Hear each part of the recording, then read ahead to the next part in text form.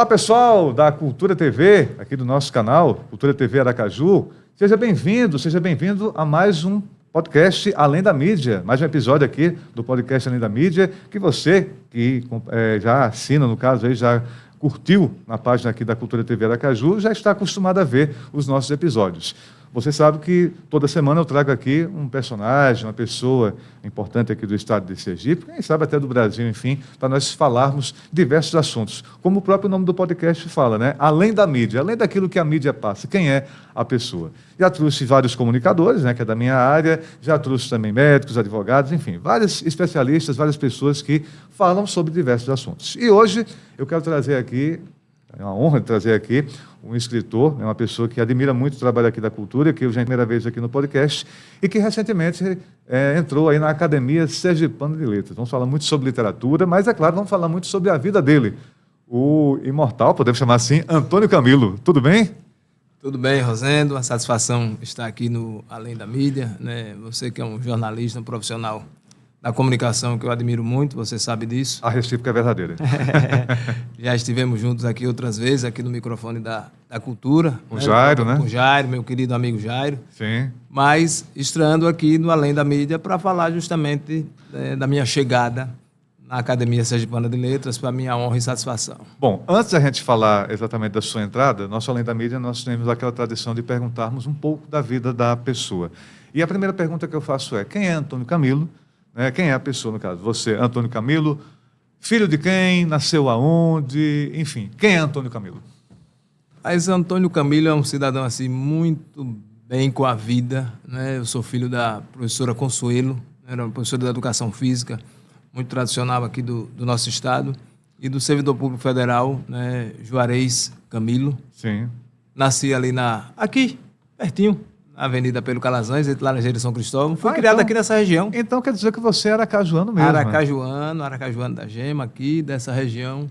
Né? Ou seja, na minha infância, frequentei aqui a Rádio Cultura, cheguei a frequentar a Rádio Cultura. Você se lembra, então, da sua infância passando por aqui? Lembro da minha infância passando por aqui, né? Escutando Dom Luciano. Né? Luciano.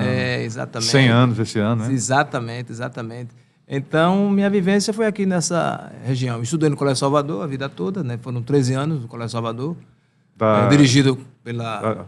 a família Galvão Leite, né? Família Galvão, Dona Maria e Dona Bernadette.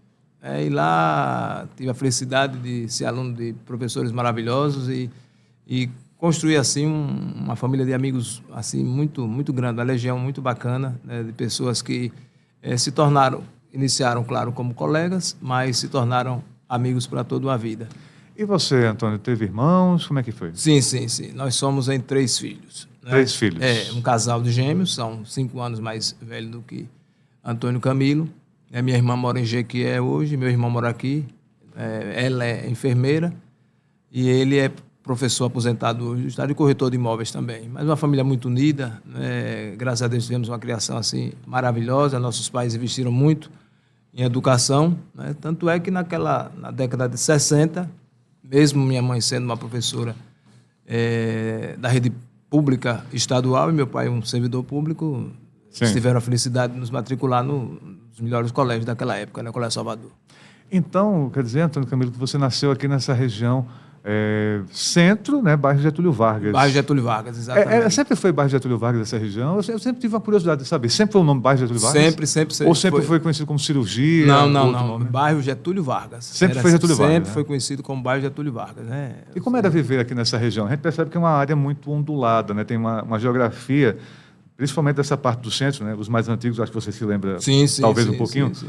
Eu não sou dessa época, mas eu já li muito o Morro do Bonfim, que é dessa parte aqui da Rodoviária Velha. Exatamente. Enfim, era uma área muito cheia de morros, não é só a zona norte de Aracaju, mas essa parte do centro tinha esse morro de areia, e a gente percebe que tem outros morros aqui na Pedro Calazans, enfim, já era assim, sempre foi assim nesse período? Tanto é que eu nasci e fui criado, né, na Avenida Pedro Calazans, e justamente numa ladeira, né? A minha casa ficava no cruzamento com a Laranjeiras. Entre Laranjeiras e São Cristóvão, que é justamente na ladeira. Ou seja, aqui que era o morro, né? Nesse quadrilátero aqui do lado, quase da Rádio Cultura que você... Exatamente. Essa era uma região realmente de morros, né? Então, foi uma vivência assim muito, muito gostosa, muito, muito salutar, né? E cercada de muito carinho, né? Da família, né? minha mãe, meu pai, pessoas muito zelosas. Morei também, minha avó morava com a gente. Então foi uma infância assim, de muita saudade, muito prazerosa. De um Aracaju que eu acho que você sente saudade, Sim, né? sem dúvida alguma. Quando Aracaju você não segura. mora mais aqui, é claro. Não. Hoje eu moro lá na região, na zona de expansão, né, na região ali no bairro Rubalo, no condomínio Morada do Rio. Sim.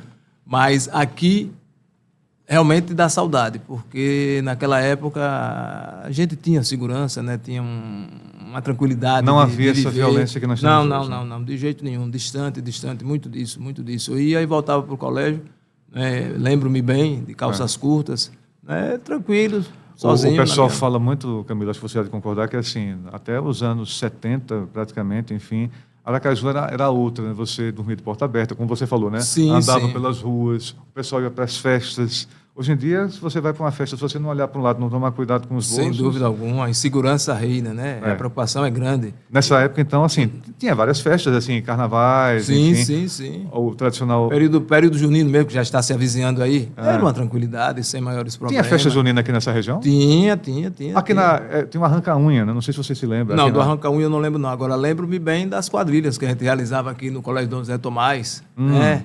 Eu participava muito também, além das quadrilhas, das festas juninas, lá no Colégio Salvador. E a época de Natal? Ia lá para o parque? Sim, sem dúvida alguma. Né? Parque Teófilo Dantas, Carrossel do Tobias e tanta coisa que realmente, principalmente eu também que milito nesse campo da memória, né? Sou memorialista, então a gente viaja muito nessa época, porque não por conta apenas do saudosismo, né, Rosendo? Mas por conta de reviver e de revisitar um período que realmente foi muito rico, né? Isso que eu sempre digo, né? E muita gente, assim, eu não sou memorialista, eu sou jornalista, mas quem sabe se um dia eu não faço alguma coisa sobre memórias, né? Porque muita gente diz assim, nossa, Rosendo, mas você gosta de relembrar o passado. Eu digo assim, veja, se você não tiver um passado, e pelo menos eu penso assim, né?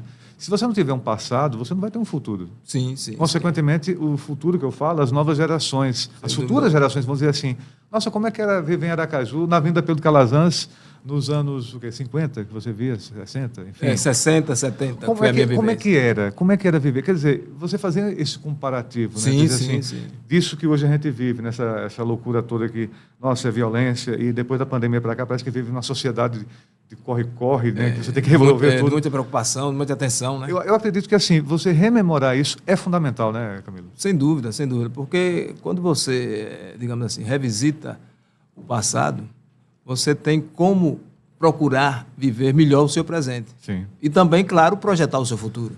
Exatamente. Então, essa viagem é muito salutar e é muito necessária para o ser humano, sem dúvida alguma.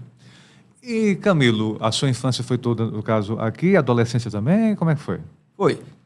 Minha infância foi toda em Aracaju. Né? Aqui na Pedro Calazans? Na Pedro Calazans. Mas tem esse movimento de carro que tem hoje, não, né? Não, também não. Bem tranquilo. Não. Era terra batida? Não, era calçamento, né? Já era calçamento, né? Mas não tem esse movimento de carro. Não tem esse movimento de carros, não. Né? E também, eu tive um período meus pais tinham uma casa de veraneio na Atalaia, então na época das férias escolares, a gente ia para lá. Então quer dizer que vocês tinham uma casa, antigamente dizia que era uma casa de veraneio. De veraneio, lá na praia da Atalaia. Porque antigamente a Atalaia era longe, né? Era longe. Hoje em dia, assim, carro, né? Quem tem aplicativo, ônibus, não é tão distante. Mas era muito longe antigamente, assim, era muito difícil o acesso? Era distante porque as estradas já não sei, naquela não tinha época ponte, não tinha... Né? Exatamente, essa dificuldade toda, né? Era a época das marinetes, tal, tudo. Tinha uma tal Kombi também, que a gente ia para a Praia de Atalaia na Kombi também. A Praia de Aracaju era a Praia Formosa que falavam, né? Praia Formosa, sim, né? A 3 de aqui julho. Da 3 de julho. Né? Hoje em dia, nem sei se aquilo é uma praia, porque esgotamento, enfim, né? Exatamente. E tinha a Praia de Atalaia mesmo, né? Que tinha uma segunda denominação também, que era a Praia dos... Já se falava também Praia dos Novos por conta... Do acidente, né? Exato, do navio que estava lá. Isso já mais em cima, né? Essa é uma praia mais isolada. Mais isolada, mais distante. Hoje bem em dia, mais não. distante. Exatamente. Assim, distante continua, mas assim, tem um acesso bem mais facilitado. Exatamente, mas naquela época não tinha acesso pela rodovia. Né? Para você chegar à Praia dos Novos, você tem que ir pela praia mesmo. Exato. Né? E aí, no caso, você falou da infância, né, que foi aqui, e a adolescência também aqui em Aracaju? A adolescência também em Aracaju. Então, foi Quais realmente... foram as escolas que você passou? Foram 13 anos no Colégio Salvador. Do Salvador já foi para a faculdade. Do início do Eu ensino... iniciei no Jardim de Infância Augusto Mainá. Ali Depois na Dom José Tomás, né? Isso, Perto do exatamente. Arque. Perto do Arque, No Antigo Arque, exatamente. né? Depois, ainda existe isso aí. Ainda existe, Ainda exatamente. existe. Né? Era um jardim de infância tradicionalíssimo, maravilhoso também. Depois fui para o Colégio Salvador. E do Salvador já para a faculdade. Ou seja, realmente o ensino do Colégio Salvador foi praticamente toda a sua vida, né? Toda a minha vida. Influenciou na sua vida religiosa também? Na minha vida religiosa, na minha vida profissional, na minha vida familiar, né, por conta da disciplina, né, a questão religiosa também. E hoje eu sou mariano muito por conta, né, do Colégio Salvador. Ah, sim. Lá nós tínhamos as primeiras sextas-feiras dos meses, né, tinha a celebração da Santa Missa, a coroação de Nossa Senhora. Então, tudo isso eu já vivia. Quando o Colégio Salvador era ali na rua Avenida Ivo do Prado, né? Na Ivo do Prado, exatamente. Ou seja, toda a sua vida, o seu ensino foi ali. Foi ali na Ivo do Prado. Como é que era o deslocamento? Você saía daqui para lá? Sim, Como é que, caminhando? sim, caminhando. Aí que atividade física boa? Era, de manhã?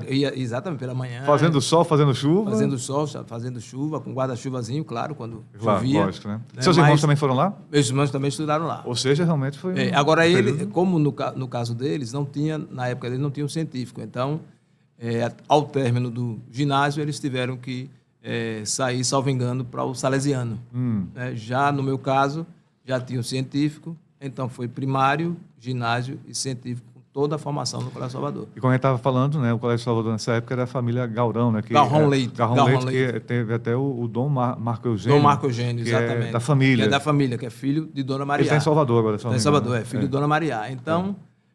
Vocês tinham convivência com Dona Maria? Sim, cotidianamente. Você falou da disciplina, mas assim, era uma disciplina muito rígida. Muito rígida. Mas muito assim, o rígido no sentido não de espancar, que não, de levar bolo. Não, o rígido de cobrar, né, de ficar de castigo ali a tarde toda, né? É mesmo? Era em pé, tal. Você já pegou? Fiquei várias vezes, sem dúvida alguma. Sem dúvida alguma, várias vezes. Isso contribuiu muito para a minha formação, né? Verbo, Ave Maria. Quando eu errava verbo lá no Colégio Salvador, era repetir até aprender. Que tinha também a sabatina? Sabatina.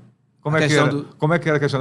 Perguntar assim, olha, conjuga o verbo cantar no futuro do presente. Exatamente, futuro do presente, futuro do pretérito. Tu cantarias. Exatamente. Aí, geografia, dizer as capitais dos...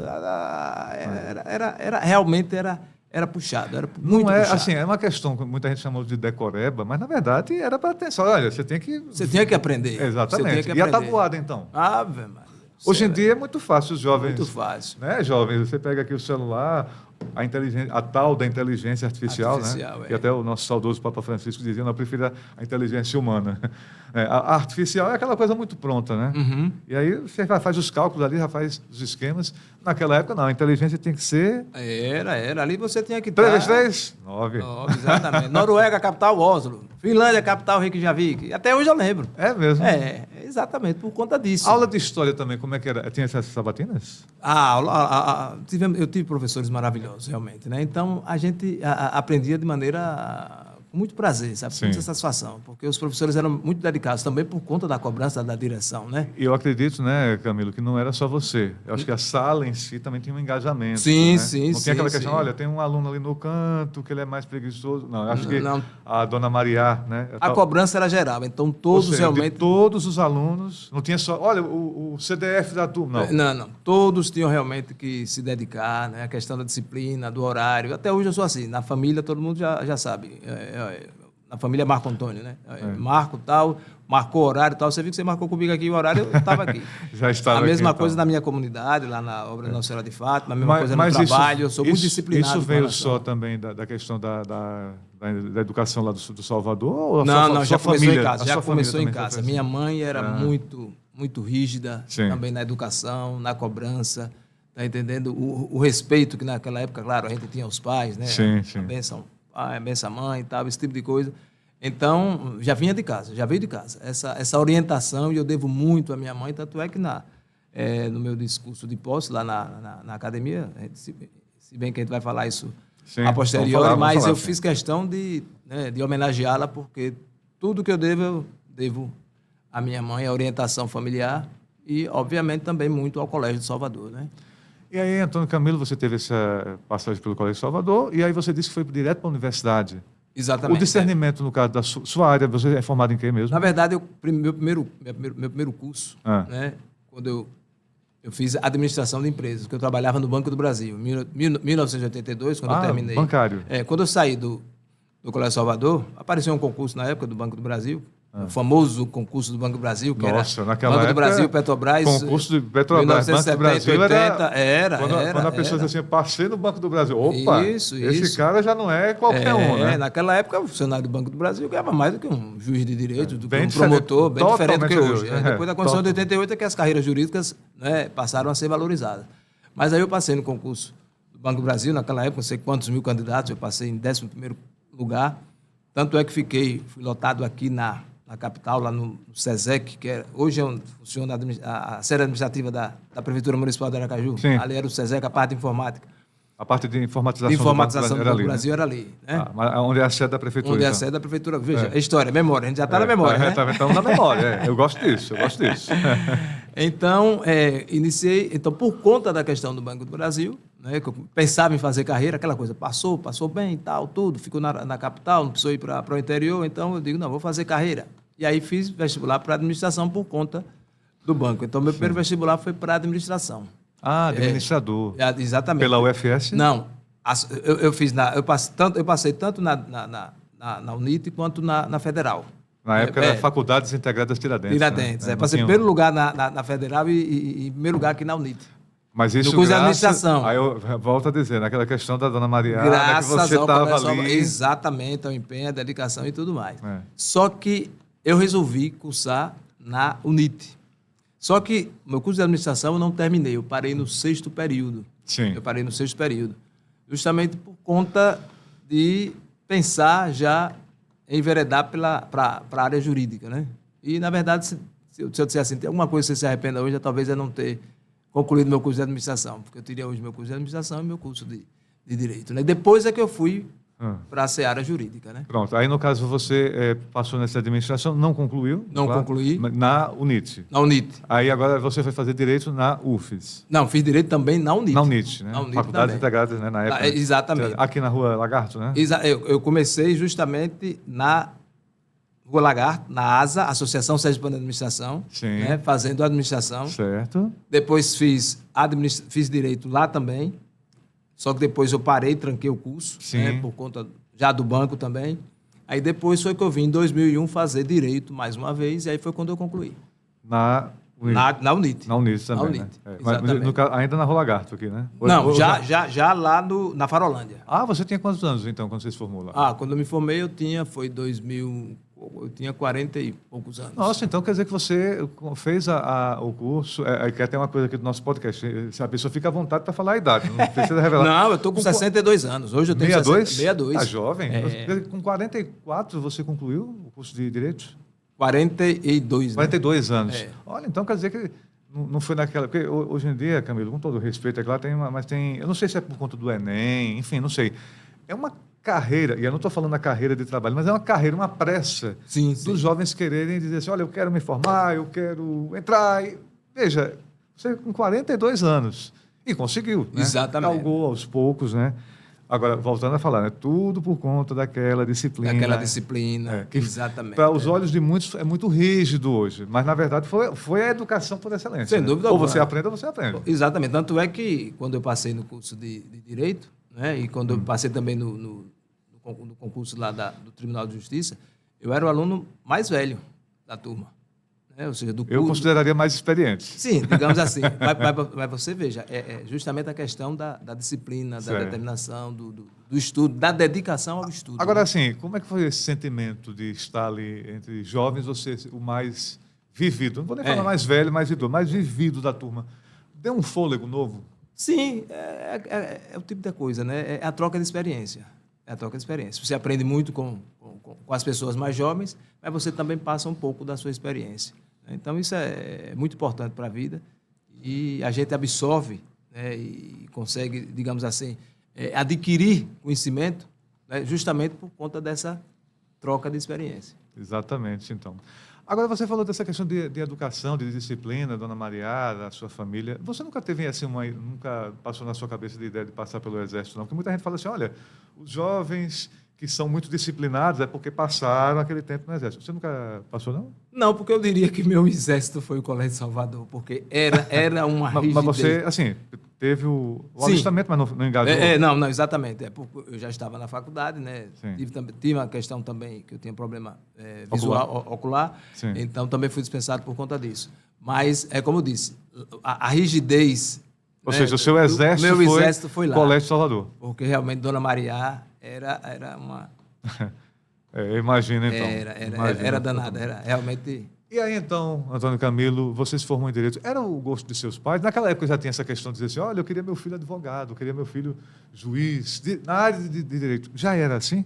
Não, na verdade, meus pais nunca disseram assim, você vai ter que seguir tal carreira. Sim. Realmente, tanto no meu caso como nos meus irmãos. Eles nos deixaram livres para, digamos assim, seguir qualquer profissão. Certo. Né? Minha mãe tinha um carinho especial pela área jurídica, né? E me via muito assim como advogado. Certo. Já meu pai ficava, por ter uma formação mais rude, ficava, eu não quero um filho defendendo criminoso e tal. E aí eu mostrava ele, meu pai, né? A área de direito não é só isso. Não é só isso, tal. Falava. Então ele acabou se convencendo. Ficaram felizes, naturalmente, né? Mas assim, eles tinham pensamentos de que queria, sei lá, você com outra área? Não. Nunca fizeram objeção nunca nenhuma, assim, olha, nem demonstraram também. Eu queria meu filho médico. Médico ou engenheiro. Não. Na verdade, não. Nunca tiveram isso, não. Me deixaram livre. É tipo minha mãe. Minha mãe tinha uma imaginação de engenharia. E aí eu botei na cabeça, né? Engenharia. Quando eu descobri que tinha cálculo, meu irmão, eu caí fora. Aí, já desde a quinta, sexta série, eu já tinha esse pensamento de fazer jornalismo. Já brincava vendo os apresentadores de televisão. E foi assim. Desde a sexta série que disse, não, eu quero fazer jornalismo. Não, meu pai nunca foi de colocar uma carreira na cabeça. O que fosse, o filho fosse, estava muito bom. Mas a mãe pensava em engenharia, mas disse, mãe, tem cálculo. Esqueça, seu filho não nasceu para cálculo.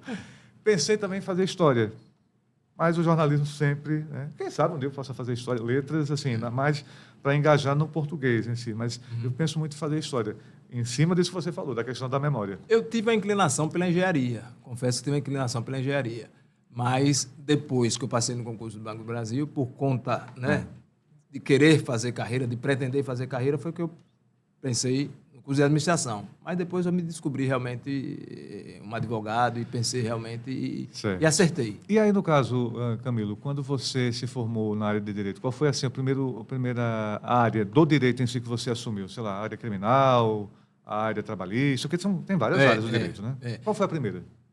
Na verdade, eu me encantei muito pela área criminal. Me encantei muito pela área criminal. Mas, na verdade, mergulhei na seara administrativa. Isso por quê? Porque quando eu passei no concurso do Tribunal de Justiça, eu iniciei no gabinete do juiz auxiliar lá da presidência, mas fui logo direcionado para o setor de licitações. E aí passei a abraçar o direito administrativo.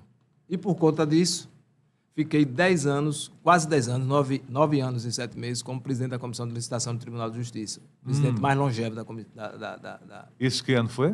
Do Tribunal de Justiça na Comissão de Licitação. Isso em 2008, 2009 eu iniciei, certo, né, como parecerista, né, e em 2009, no final, eu já estava como presidente da Comissão de Licitação. E aí foram quase 10 anos. Então, eu me senti, digamos assim, obrigado a aprender, a pesquisar e a me profissionalizar na área administrativa, no direito administrativo. Ou seja, por conta né, da Lei 8.666 à época. Né? E a sua área, então, no caso assim, do direito atualmente, é administrativa? Hoje, na área processual como um todo, civil e criminal. Porque eu, como analista judiciário na área de direito, na análise, na movimentação e no acompanhamento dos processos, hoje eu lido mais com a área civil e criminal. Mas durante quase 10 anos, por conta da comissão de licitação, foi no direito administrativo. Certo. Então, hoje a área realmente... Hoje é civil e criminal. Por conta da... Aquilo que seu pai falou, meu filho, não queria defender. Se por um acaso for para aparecer, para defender alguém que está sendo acusado de algo, você atuaria. Não, porque então. na verdade, veja, eu sou analista judiciário Sim. do tribunal, ou seja, eu analiso e acompanho processos. Acompanha processo. Eu já não tenho Não nada é a ver com... defesa. Eu não sou advogado. Eu sou advogado, mas sou impedido de advogar. Por quê? Porque eu sou servidor do Poder Judiciário. Então, eu não posso advogar. Você tem a OAB, aquela questão da OAB, não? Minha OAB é suspensa por conta disso. Exatamente. Entendi. Exatamente. Olha, tá vendo? Vivendo e aprendendo. Viu? Eu pensei assim, ele como formado em Direito, da área do Direito, ele poderia atuar advogando, mas ele é impedido. Exatamente, eu sou impedido do Poder Judiciário. Exatamente, porque eu sou concursado, né, do Poder Judiciário. Assim que eu me aposentar, eu posso naturalmente requerer a OAB de volta. Para poder, mas não pretendo porque hoje, como você sabe, minha área é a literatura. Fora do tribunal. Agora que a gente vai entrar realmente para valer no nosso podcast nessa área. Como é que Antônio Camilo descobriu o lado escritor? Foi nessa questão do historiador? Você já tinha essa questão das poesias, das letras, enfim, lá no Colégio do Salvador? Como é que foi? Exatamente, você acertou no ponto. Até nisso, Dona Maria até nisso ela influenciou. Por quê? Porque eu sempre fui apaixonado pela língua portuguesa. Né? Sim. Eu adorava as aulas de Dona Maria. Aula de português. Ela era professora de português. Nossa! E de redação. Eu imagino Dona Maria, assim, por exemplo, alguém como Dona Maria nos dias de hoje. Nossa! Meu Deus do céu. Olha, se você não passasse no Enem da vida... Meu Deus, sem dúvida. Olha, porque com todo respeito, os temas do Enem, acho que você não é da comunicação, mas acompanha.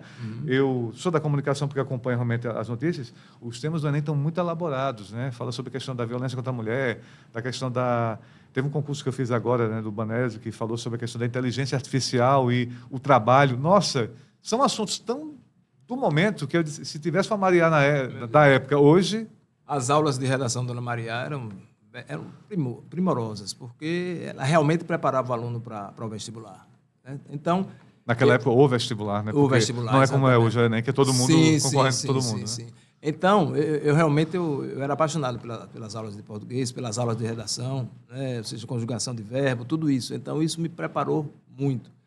E já naquela época, no ginásio, eu já comecei a escrever meus primeiros poemas, né? Minhas primeiras crônicas, os contos também que eu fazia, tal, gostava muito de escrever. E já ao sair do Colégio Salvador, quer dizer, já tinha feito alguns textos, né, alguns poemas, e guardava. Eu tinha um caderno que eu guardava.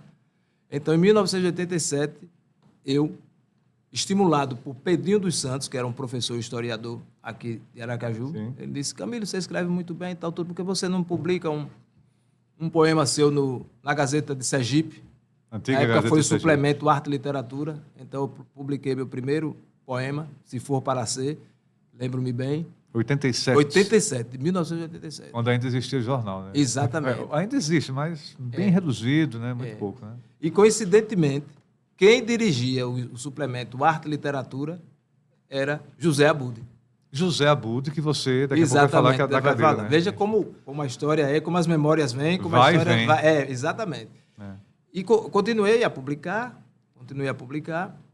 E aí, em 2013, lanço o meu primeiro livro, Um Presente de Deus, Histórias e Versos, que é isso. Pronto, Justamente aqui. Vou mostrar aqui para essa câmera, né, Levi? Aqui, Um Presente de Deus, Marco Antônio Camilo dos Santos, Histórias em Verso.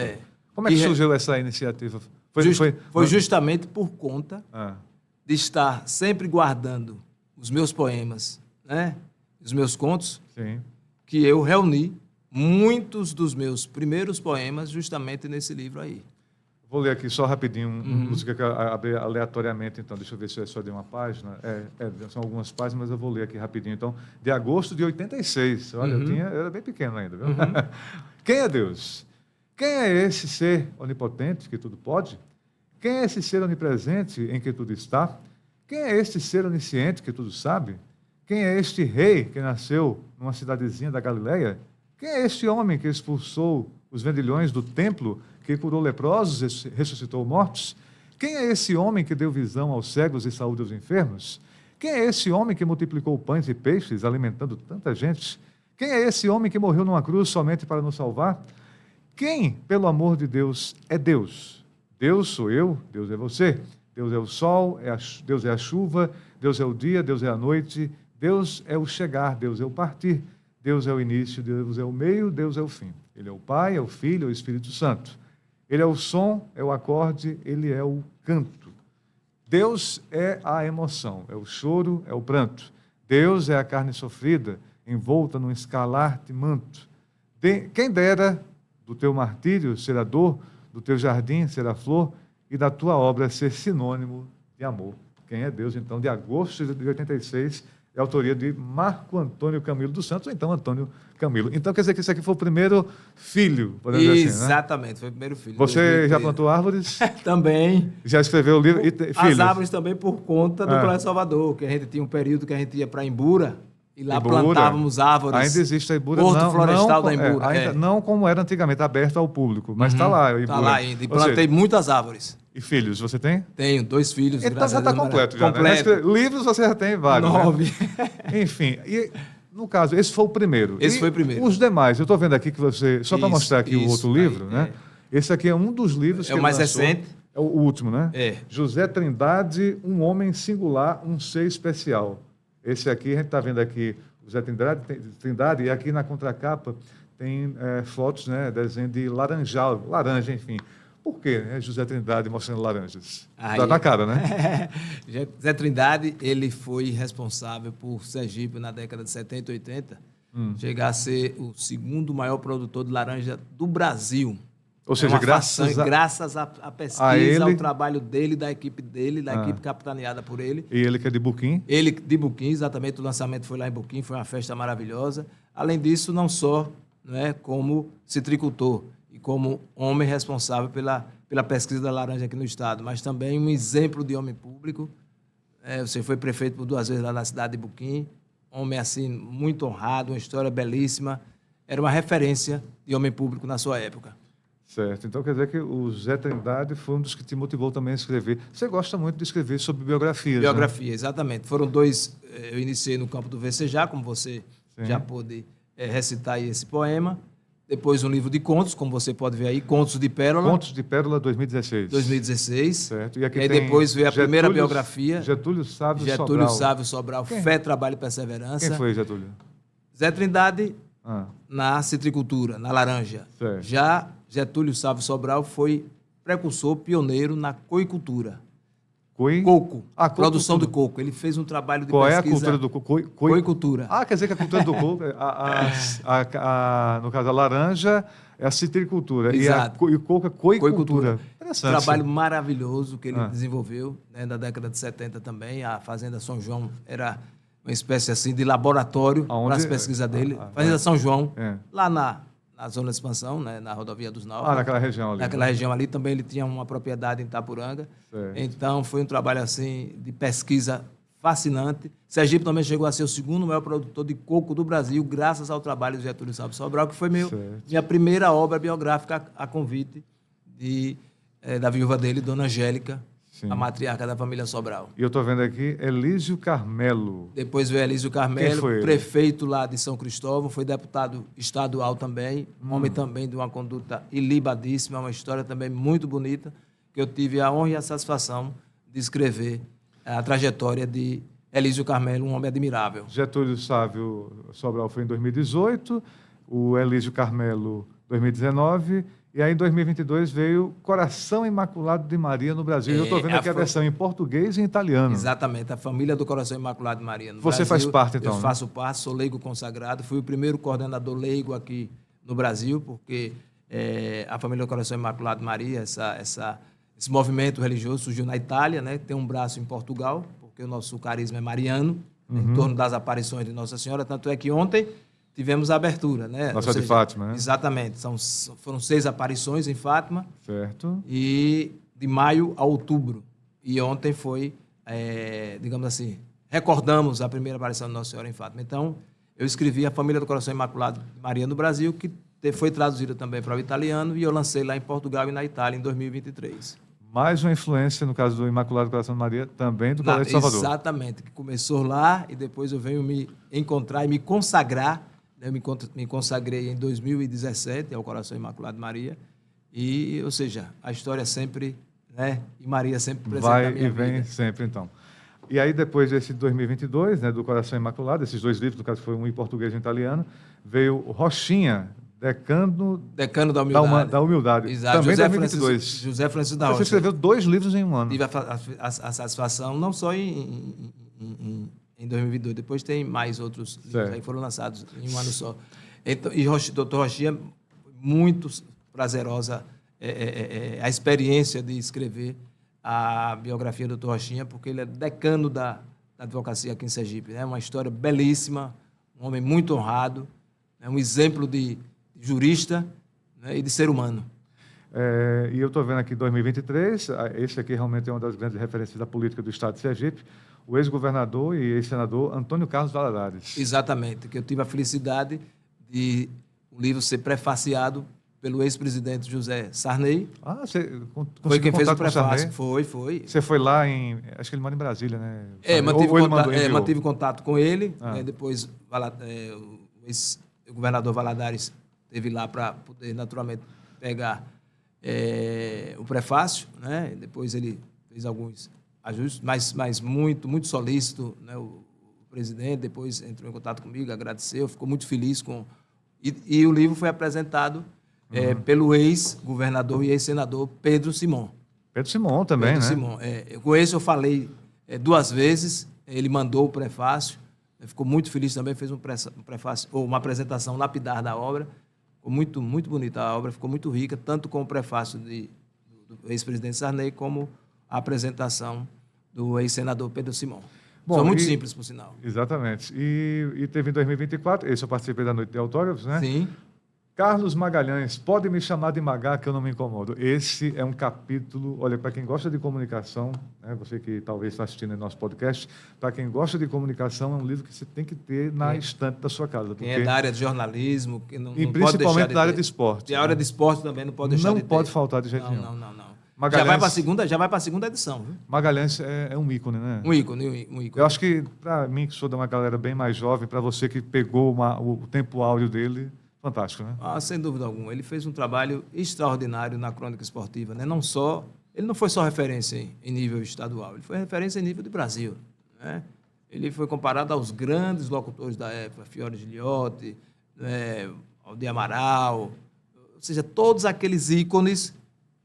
No time dos ícones, Carlos Magalhães não estava fora. Não estava fora. Muito pelo contrário, não era reserva, não. Era titular absoluto. E lembrando que é um sergipano, que é uma coisa, um mal, infelizmente, de muitos daqui de Sergipe, é um sergipano. Exatamente. Muita gente parece que dá valor a isso que você falou, ao Fiore Giliotti, ao Zé Carlos Araújo, enfim, essa galera toda, né? Osmar Santos, Galvão Bueno. Eles reverenciavam Carlos Magalhães. Mas veja, esses caras, né? E até eu estava acompanhando, justamente hoje no programa do Carlos Magalhães, a gente manda até um abraço. Carlos Magalhães, Carlos Batalha, que já esteve aqui nesse podcast, para você ter uma ideia, Carlos Batalha ficou só 2 horas, viu? Somente. Porque ele só falou só 5% das histórias que ele tem. Carlos Batalha, você tem que voltar aqui para falar o resto. E olha que vai ser um dia inteiro de podcast. Então, grande figura, Carlos Batalha. Eu acho que você merece. Já tem que botar na lista a biografia dele. Sem dúvida, sem dúvida. Porque ali tem muita história. E para o livro de Carlos Magalhães, ele ofereceu um depoimento assim maravilhoso, um dos mais belos do livro, é o depoimento de Carlos Batalha. Sim. Muito bonito. Aí depois do livro de Magalhães, com esse livro que eu já falei, né? Zé Trindade, esse aqui. Exato. Esse foi o último, então, né? Exatamente, é o mais recente. Eu estou percebendo que tem um cheirinho assim. É laranja mesmo, né? Exatamente. Foi o grande, digamos assim, eu sempre procuro trazer minhas obras, é uma novidade, como você sabe. No livro de Carlos Magalhães, né, pode me chamar de Magá, que eu não me incomodo, por ele ser o homem do microfone, por ele ser aquele homem que realmente era símbolo de crônica esportiva em Sergipe. Sim. E por ele ser responsável pela inauguração do Batistão. Né? O que foi que eu trouxe no livro, você há de lembrar? Ou seja, tem a narração do gol da seleção brasileira, né, no QR Code, e o gol da seleção sergipana no QR Code. E mais uma outra... 8-2. 8-2, exatamente. Então, quem passa o celular lá no QR Code, ouve o original, a narração original de Carlos Magalhães, com o comentário de Wellington Elias. Narrando o gol da seleção brasileira, quando a seleção brasileira era a seleção brasileira. Diferente totalmente disso de hoje, né? Não dá nem para comentar. Que, assim, só para vocês terem uma noção, né? Simplesmente, quem veio jogar nesse jogo, simplesmente Pelé, simplesmente Carlos Alberto Torres, simplesmente a nata, Jairzinho, Clodoaldo, a nata da seleção de 70 que ganhou a Copa do Mundo. Ou seja, aqui, vamos dizer assim, que foi o Batistão meio que deu assim o start E um ano depois, Exatamente. nossa seleção arrebentou lá na Copa do Mundo. Lá na Copa. Mas lá no começou México. aqui em Aracaju, no Começou caso, aqui em Aracaju. com o nosso Batistão, né? Na inauguração. Enfim. Exatamente. Tudo coordenado por Carlos Magalhães. É. Né? Foi um trabalho assim maravilhoso. Aí, no caso, você lá teve o QR Code das narrações. Exatamente. E aqui é o cheiro da laranja. E aqui foi justamente o cheiro da laranja. Que eu desafiei a editora, não sei se eu posso dizer o nome da editora. Sim, pode aqui, falar. A Infográfica, né, que é minha parceira. Hoje todos os meus livros hoje eu só publico pela Infográficos. Né? Todos os profissionais envolvidos nos meus trabalhos, capa, diagramação, todo o pessoal lá da Infográfica, porque realmente os meus livros são todos por lá. Sim. Então, desafiei Karina, né, a sócia da empresa. Eu digo, olha, Karina, o livro de Zé Trindade tem que ter o cheiro dele. O cheiro dele é cheiro de laranja. E aí, como é que foi? Então, aí é que está. Então, ela conseguiu uma tinta cítrica. Olha justamente só. Mas a tinta, no caso, é na capa. Na capa, exatamente. Sim. Quando o leitor passa a unha no nome de José Trindade, porque ele reproduz uma laranja, né? Fica claro. Só nessa fácil. Capa, na contracapa não, né? Na contracapa também. Onde tem a laranjinha assim. Tem a laranja também. Certo. Tem a tinta cítrica localizada. Então, quando passa a unha aqui no nome de José Trindade, né? Ou então na laranjinha aqui atrás, né? Isso foi uma sensação assim. Foi dizer, a grande novidade no lançamento eles da conseguiram uma tinta cítrica. Nossa. E quando você passa a unha, você vai realmente o cheiro de quê? Dá para sentir realmente assim um pouco. Eu estava sentindo aqui.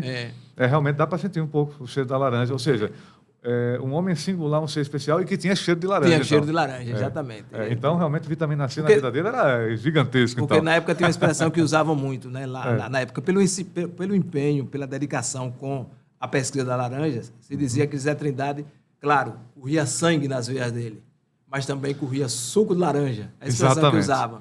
Eu digo, eu não posso dizer isso, mas posso dizer que ele cheirava a laranja. Por isso que eu quis trazer a laranja. E como é que surgiu, então, a Academia Sergipana de Letras? Tem assim, uma quantidade de livros que a pessoa se inscreve para participar. Como é que é entrar e como você conseguiu chegar, então? Isso. Não necessariamente você precisa ter uma produção literária de 9 livros como Antônio Camilo. Né? Você pode ter uma quantidade menor de livros, né? Ter uma vivência cultural muito boa.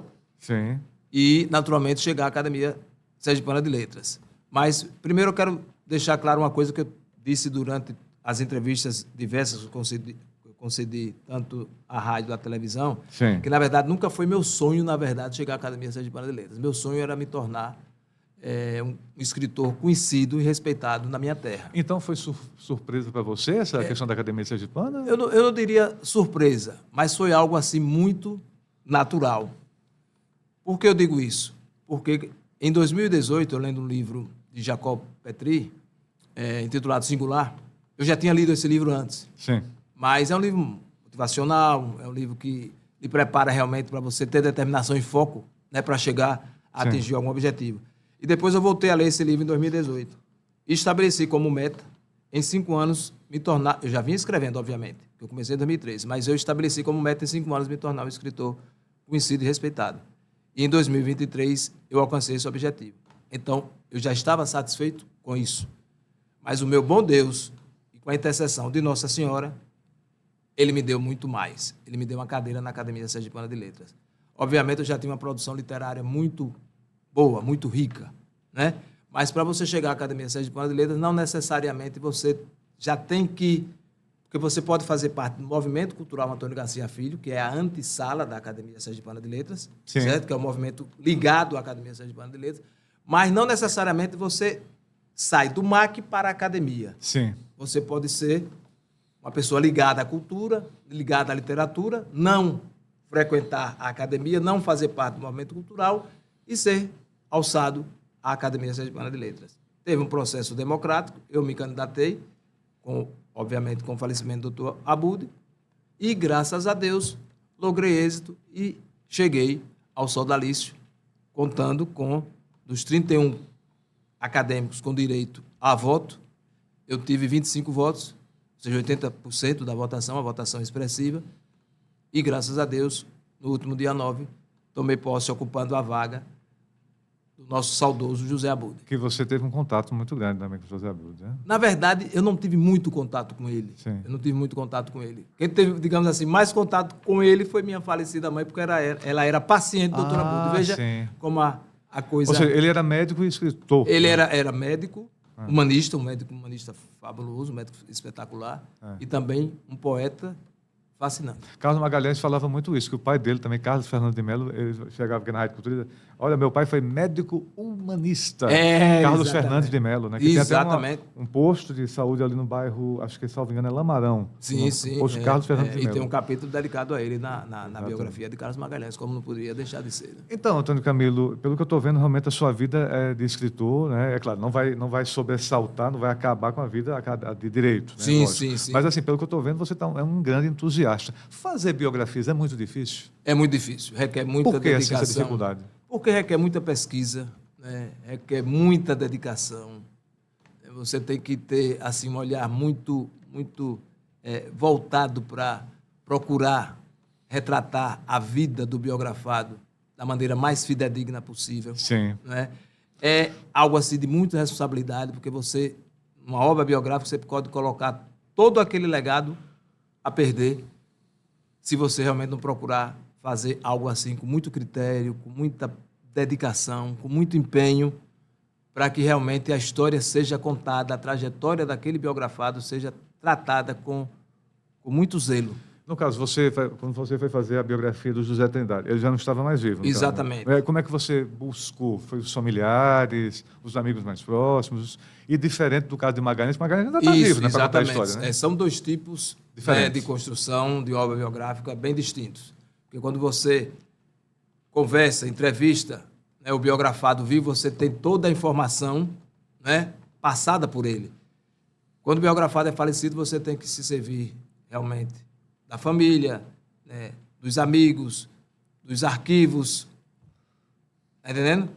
Ou seja, tem que se procurar ver outros caminhos para que você possa realmente trazer a história, né, da maneira mais fiel possível. E dá tempo, no caso, porque assim, você tem seus afazeres na área administrativa e jurídica. Exatamente, eu costumo dizer, eu sou um escritor profissional, mas não sou escritor em tempo integral. Né? E aí há uma dificuldade maior. Eu acho que pega nas sobras do final de semana.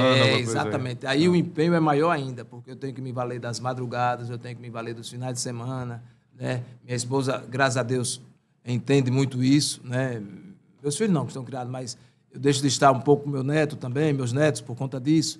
Né? Mas é necessário, é minha missão, e a gente tem que procurar realmente fazer da maneira mais fiel possível. Por quê? Exato. Porque a gente está contribuindo para contar a história das pessoas que muito contribuíram para a história de Sergipe. Então, é uma missão das mais honrosas, né? E manter esse legado. Nesse caso, Camilo, a gente percebe, até a gente estava conversando aqui antes, né, que assim, ser escritor nesse país talvez é uma missão muito complicada, porque a gente está vendo aí uma grande quantidade de livrarias, né, muita gente frequentando, mas tem muita gente que ainda não tem o acesso, ou então pelas condições, ou então porque não tem cultura de leitura. Resultado, algumas livrarias acabam fechando, né? Porque também tem aquela questão online, enfim. Eu, sinceramente, eu posso ver até um trechinho de um livro na internet, mas ler totalmente na internet eu não consigo. Eu prefiro pegar, realmente folhear. É muito difícil manter essa questão da escrita, de escritor, no seu caso, assim, e com livros na atualidade no Brasil? E sempre costumam me perguntar, Rosendo, e essa sua pergunta também passa por isso, né? É a questão do livro de papel em confronto, digamos, com a tecnologia, com o livro através ou seja, computador, esse tipo de coisa toda, tal. Ou seja, esse modernismo, essa tecnologia que trouxe. Mas eu sempre digo, o livro de papel, ele nunca vai deixar de existir. Eu me lembro de uma obra de um professor de redação na época, né? Não, literatura. Alexandre Santos, foi daqui da Rádio Cultura. Sim. Na época, ele já era professor, né, de cursinho, ele estava vendendo na época CD-ROM com todas as obras literárias que possivelmente iriam cair, no caso, na época na Universidade Federal de Sergipe. Do CD-ROM, hoje em dia estamos na internet, né, enfim, mas tudo não passa por aqui, né, gente? Passa realmente pelo livro. Tem uma diferença muito grande. Né? Porque tem a questão do notebook, do computador, você está ali, pega o celular, tal, lê tudo, exatamente. Mas o livro de papel, a pessoa gosta de manusear. Sim. Gosta. Eu de mesmo, sentir, né? De sentir, e no caso pegar, do livro do José Trindade, de cheirar o livro também. Exatamente. É aquela velha história com relação ao rádio. Quando chegou a televisão, dizia, rapaz, o rádio vai acabar. Vai acabar. Aí o FM veio, Aí o AM vai acabar. Vai acabar. Acabou, mas aí por uma necessidade, né? Sim. E aí vem a internet, o rádio vai acabar. Vai acabar. Aí, o rádio está vivo, o presente, rádio casou com a TV. pulsante. Né? Exatamente. O programa de Jairo, por exemplo, quem quiser ouve pelo rádio, quem quiser vê pelo YouTube. Então, realmente está tudo em casa. Estão se convergindo, né? A conversão das tecnologias em prol da É por isso que eu digo, comunicação. o livro de papel nunca vai deixar. Ou seja, as pessoas vão... Claro, a tecnologia vai avançar cada vez Olha mais. aí, você as botou a pessoas vão ler. inovação do QR Code no livro de No Magalhães. livro de Magalhães. Porque você não tem como ouvir abrindo o livro, mas você botando o QR Code no seu celular, você vai ouvir a narração. Exatamente. Então, claro, o celular vai estar aí, o notebook, o computador e tal, mas o livro de papel, esse desejo, essa vontade, esse hábito de pegar o livro, você entrar no avião, começar a ler, ou então estar guardando ali seu horário de voo e também estar com o livro. Não, jamais. O livro de papel jamais vai deixar de existir. Bom, Camilo, para a gente já ir se encaminhando, né? A gente já tem um tempo, né, do nosso podcast. Quais seriam aí, enfim, não sei se você pode dar um spoiler, né? Que os jovens gostam disso, do termo spoiler. Já tem algum biografado já de olho? Como é que está aí a questão dessa parte voraz do escritor Antônio Camilo? Eu já tenho, naturalmente, né? Já tenho três convites para 3 biografias aí futuramente. Naturalmente, a gente está analisando, porque eu dei uma parada agora de 6 meses por conta da eleição, tive que me dedicar à eleição, posse, mas agora, essa semana mesmo, já vou estar me reunindo com um desses pretensos amigos aí que querem fazer a biografia de seus familiares. Né? Um deles, por sinal, está vivo, mas, por enquanto, eu ainda não posso dizer nome, porque ainda nós estamos nas tratativas, né? Então não cabe aqui, naturalmente, adiantar nada.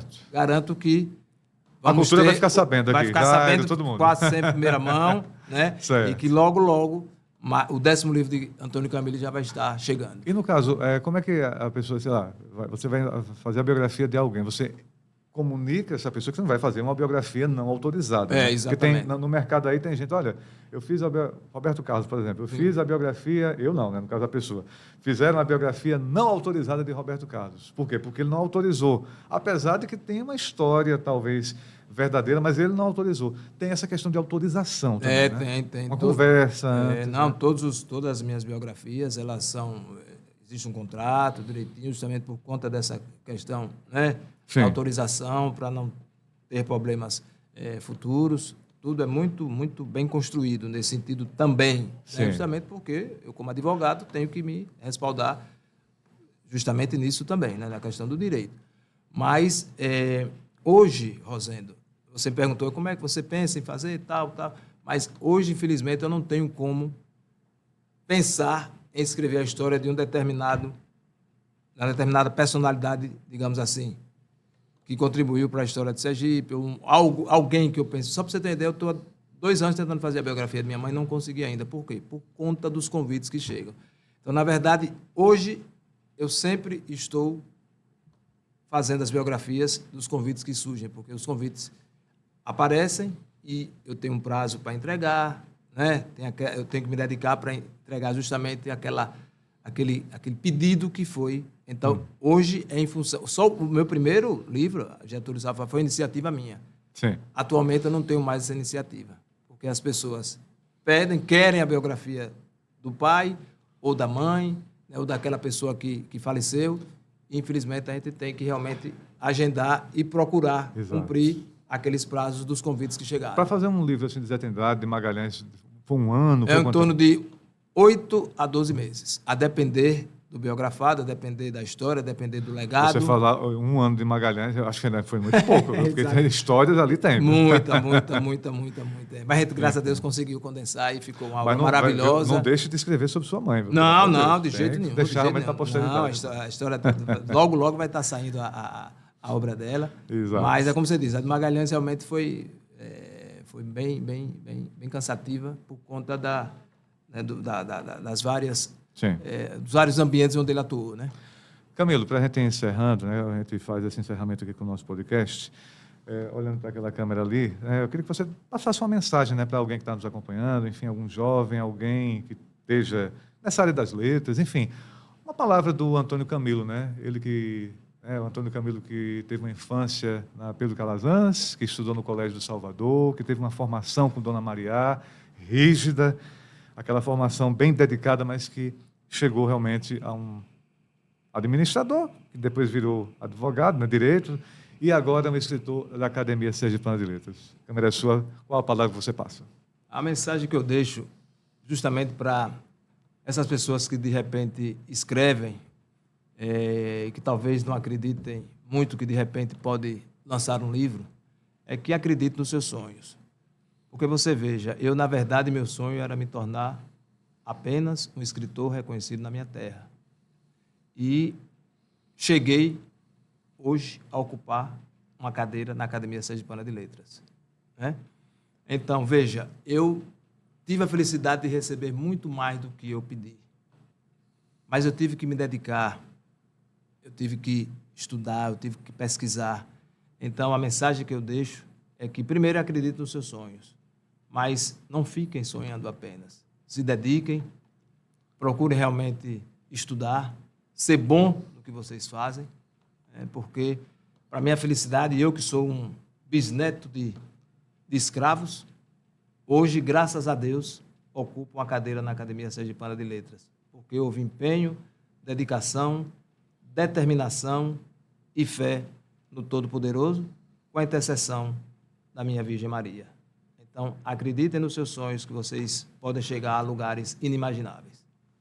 Camilo, muito obrigado pela sua participação. Que testemunho Obrigado lindo. a você. Que testemunho lindo esse que você falou. Estamos na semana da Lei Áurea, né, que foi no dia 13 de Exatamente. maio, né, dia de Nossa Senhora de Fátima. Sim, sim, sim. E que você falou uma coisa interessantíssima. Um bisneto de escravos que hoje está na cadeira da Academia Sergipana de Letras. Exatamente. Com toda a honra. Com toda a honra. Isso Isso é mostra que realmente... impagável isso. Mostra que realmente avançamos, mas precisamos avançar mais ainda. Mais ainda. E como eu falei antes da gente gravar, né? Educação.